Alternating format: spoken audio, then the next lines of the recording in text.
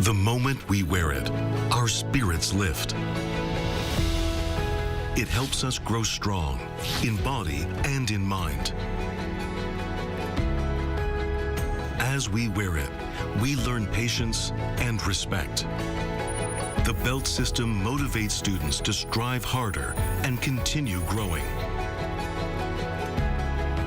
This uniform shapes movement into grace and turns performance into something thrilling. Now, embraced around the world, Taekwondo shares our culture, philosophy, and values with pride and spirit. Though it may seem simple, this uniform holds your passion and your journey. It belongs to Taekwondo. Wear the extraordinary. Be with Taekwondo.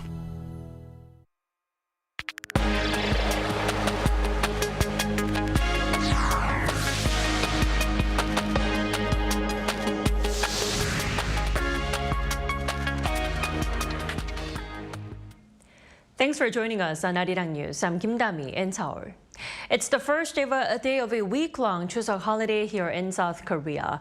Millions of people will be traveling over the next few days to celebrate the golden holiday with their loved ones. And just today, Friday, over 5.2 million cars are expected to be out on the roads.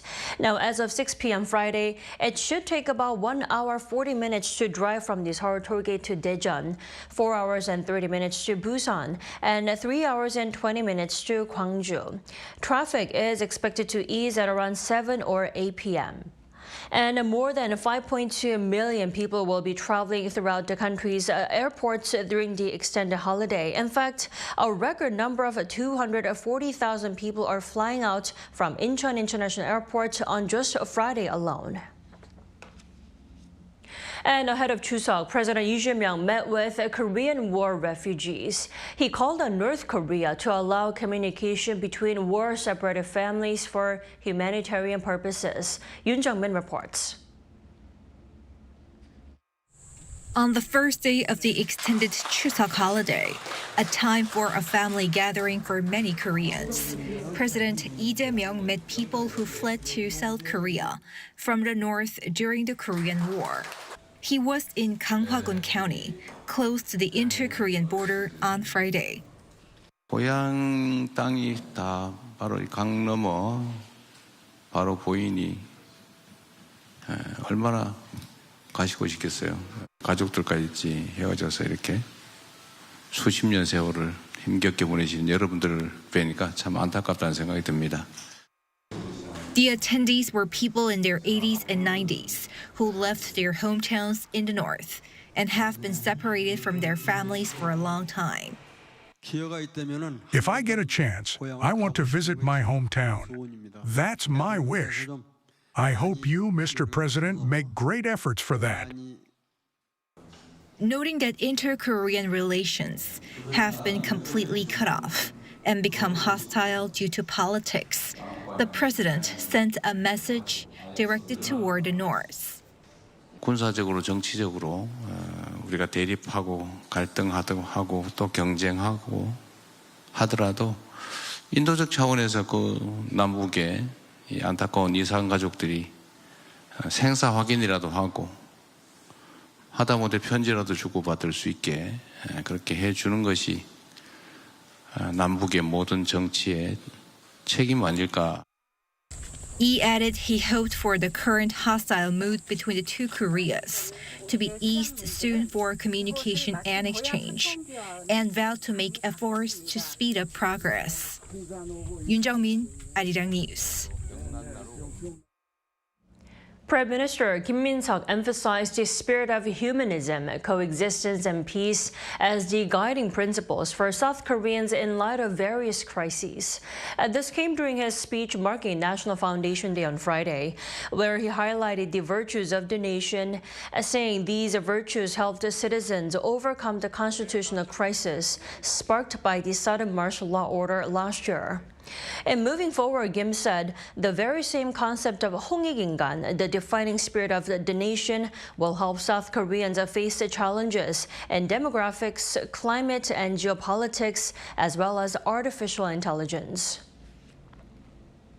Now in the U.S., as the government shutdown stretched on for a second day on Thursday with no signs of an imminent resolution, the White House has warned that layoffs of federal workers are likely going to be in the thousands. Our Oh Soo-young has more. The Trump administration has warned that thousands could lose their jobs, with Democrat-run government programs cut if the Democrats don't agree to end the federal shutdown. On Thursday, President Donald Trump indicated that temporary job losses could become permanent as the partisan standoff in the Senate continues, as Republicans push for a temporary funding bill, which the Democrats have rejected. The Democrats are demanding an extra $1 trillion to extend healthcare subsidies under the Affordable Care Act, which helps low and middle-income households afford insurance and prevents millions from losing healthcare coverage. With the government shutdown that began on midnight Wednesday, 500,000 federal employees are expected to be furloughed. And Trump has indicated those job losses could become permanent. Well, there could be firings, and that's their fault. And it could also be other things. I mean, we could cut projects that they wanted, favorite projects, and they'd be permanently cut. On Thursday, White House Press Secretary Caroline Leavitt told reporters that job losses are likely going to be in the thousands among agencies that don't align with the president's values. The White House has already announced it would withhold $26 billion in funding for Democrat-led states, including $18 billion in infrastructure funding for New York and $8 billion for environmental projects across 16 states. And today, as a result of this, they've unleashed chaos through millions of families across our great country, in every single workplace in our communities. I'm not making this up. Donald Trump admitted this yesterday. He bragged that during a shutdown, his administration could do things that are irreversible.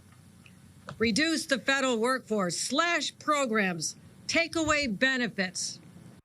According to a White House memo, the shutdown could cost the U.S. economy $15 billion in GDP each week, with as many as 43,000 additional job losses if it stretches for a month. The shutdown is likely to continue into next week, as Democrats are expected to block the Republican-backed funding bill again on Friday.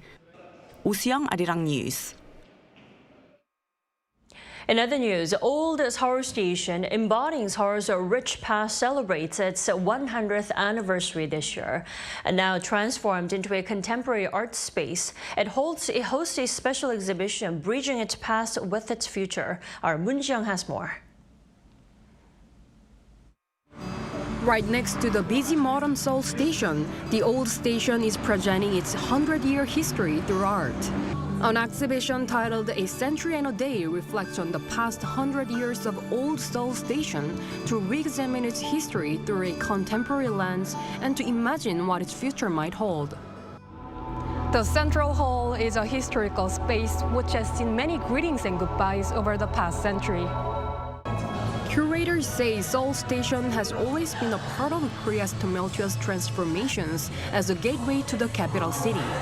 The exhibition thoughtfully encompasses vast temporalities, the past, defined by memory, the future, envisioned through imagination, and the present, bridging the gap between them, offering a rich and diverse experience to delve into 100 years of profound history.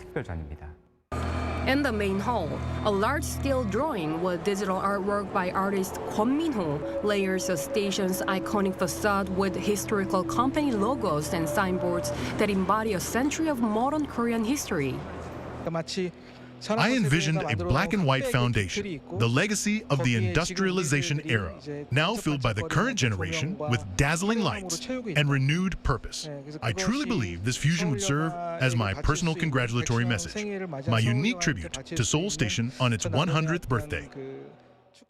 In one of the station's old waiting rooms, key photographs showcasing the historical significance of Old Seoul Station are presented alongside contemporary artworks.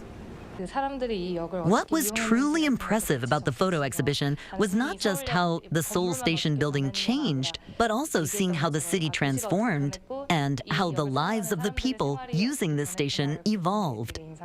The record hall really left a lasting impression on me, probably because old Korean songs were played as background music in such a tasteful and atmospheric way. On the second floor, the comprehensive Korean language dictionary, born of a collective will to protect the Korean language under Japanese occupation, is also on display. 문지영, 아리랑 뉴스.